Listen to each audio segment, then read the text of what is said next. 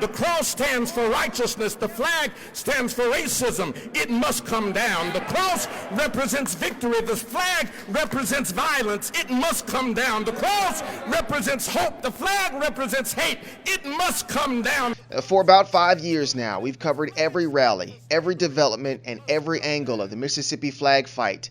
And now it comes down to this, the time that Mississippi seems to be most serious about change.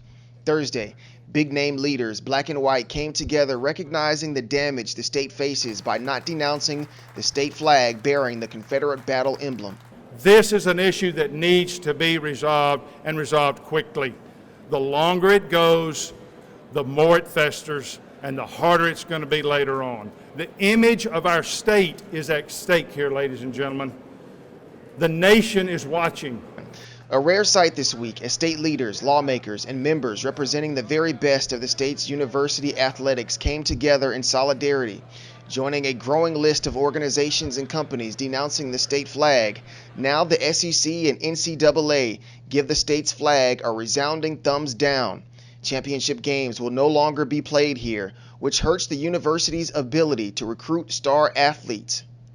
To me, it's really quite simple. I mean, why do you have a state flag? To unify all the people in the state. If your flag doesn't do that, change it. Does your flag bring business in the state, or does it keep business out? Okay, if it doesn't bring it in, change it. Does it draw athletes and people to the state, or not? If it doesn't change, I mean, it's simple as Yet as simple as the task seems, it's much harder to accomplish. We're still counting the votes. The votes that State Senator Solly Norwood is talking about are twofold. First, 2/3 of lawmakers, Democrat and Republicans, have to agree to suspend the rules, opening the door for a vote for an actual bill to remove the flag. Then a number of Republicans must join the minority of Democrats in the vote, and it all must be done before the end of session next week, and that's where the problem lies.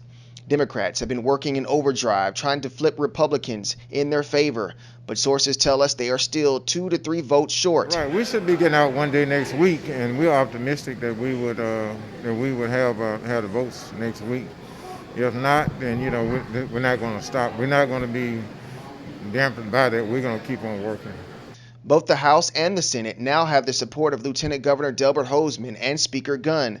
But even if lawmakers are able to pull it off, it still has to be signed by the governor, who only supports a flag change by referendum, not legislative vote. Republicans are sorely divided, but can they soften and come together?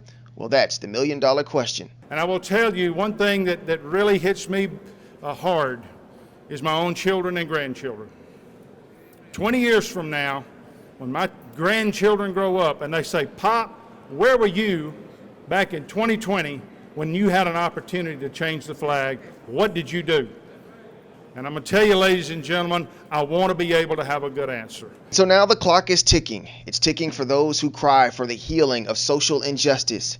It's ticking for Mississippi to join the rest of the union for change. It's ticking to write a new chapter in history. In Jackson, I'm Eric Walker, JSU-TV.